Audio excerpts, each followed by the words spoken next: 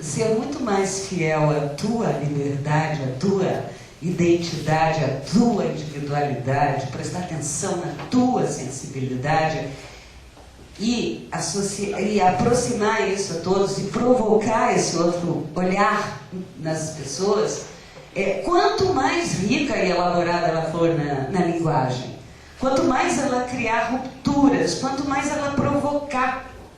Mas não provocar falando de assuntos que todo mundo sabia. É claro que o povo já passava a fome e não lia aqueles poetas. E os poetas que falavam daquela fome estavam conversando apenas entre si, de certa forma, para acalmar a sua consciência. Eu acredito sinceramente nisso, tanto que na época eu fiz um poema bem curtinho que é: se eu fizer poesia com tua miséria, ainda te falta pão. Para mim, não. Mas, na verdade, eu estava conversando com os críticos da época. Bom, isso aconteceu também uma coisa fantástica no Brasil, que é um movimento divisor de águas na música popular brasileira, que foi o tropicalismo.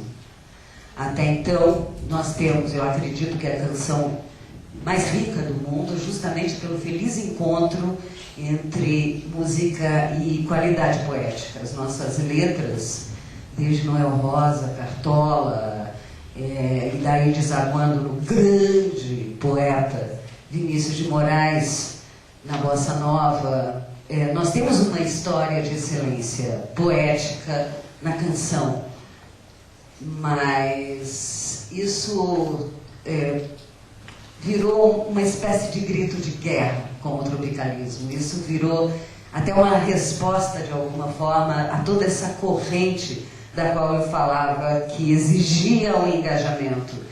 E a maior prova de que a boa poesia é mais subversiva do que aquela que fala explicitamente sobre os problemas sociais é que Caetano e Gil foram exilados. Ninguém é bobo, eles perceberam a grandeza subversiva que está contida na qualidade estética do que está sendo dito. Eles demoraram um pouco para perceber, mas perceberam. O Chico conseguia fazer as duas coisas, consegue, evidentemente, mas agora ele já não precisa brigar tanto. Naquela época a gente precisava brigar muito. Ele conseguia falar das grandes questões pelas quais nós atravessávamos e conseguia falar dessa ditadura da censura de uma forma altamente poética. Ele conseguia, assim como Caetano e Gil conseguem até hoje, falar com todas as pessoas, as mais simples, e com pessoas de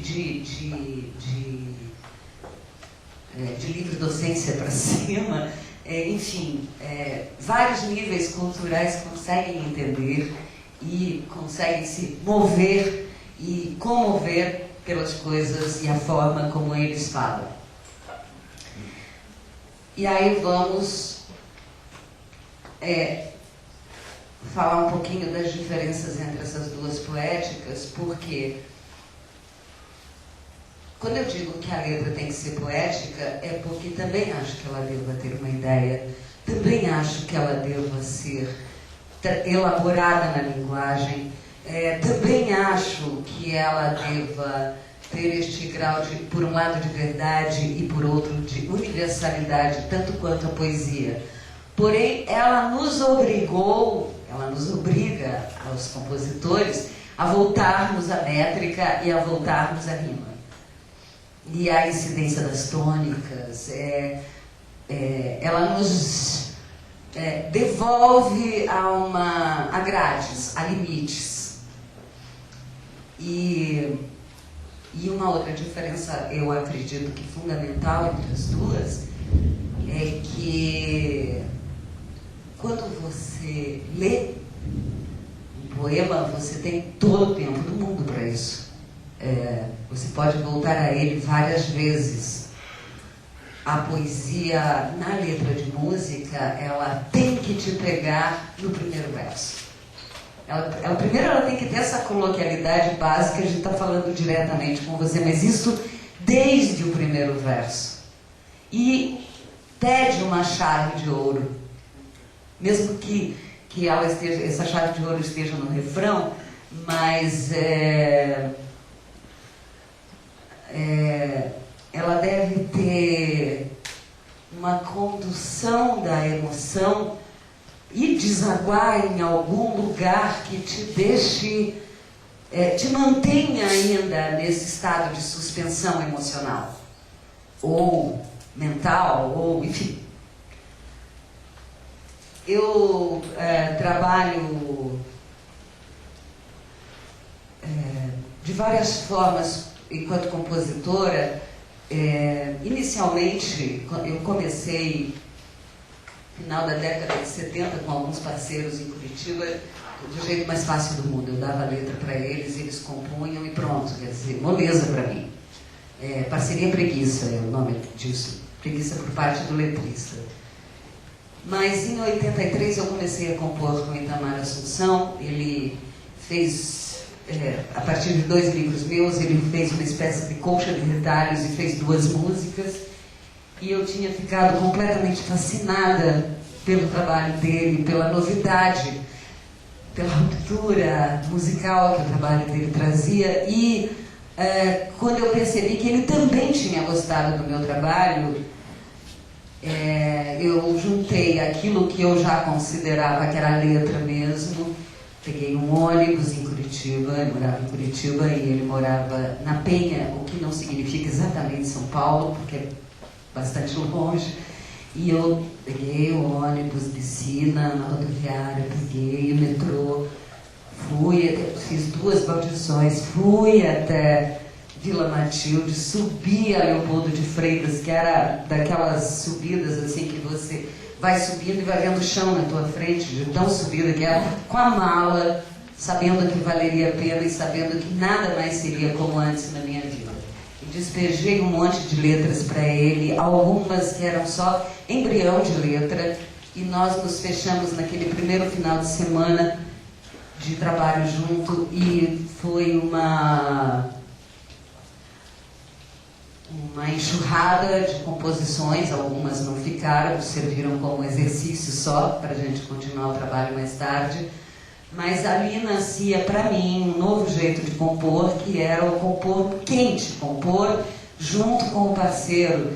E isso é uma coisa muito interessante. O Itamar tinha uma sensibilidade muito especial. Tem uma música nossa, esta eu dei a letra para ele trabalhou depois em cima, quer dizer, trabalhou junto comigo, ali do meu lado, mas praticamente eu não tive que mudar muita coisa na letra, que é Milágrimas. Eu não sei se vocês conhecem. A música do Itamar não é muito conhecida porque não está na mídia, mas a Zélia Duncan gravou Milágrimas e o Ivaldo Bertazzo fez um espetáculo que enfim, incluía música.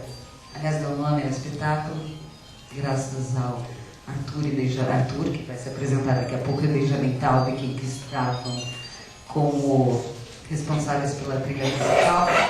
Essa música, a letra dela é um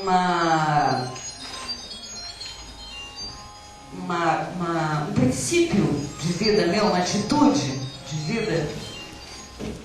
Bonitinho esse toque. É meio que um princípio de vida poética. Eu sempre procuro na minha poesia dar esperança, abrir possibilidades, passar força. Mesmo quando eu falo de coisas dolorosas, eu procuro...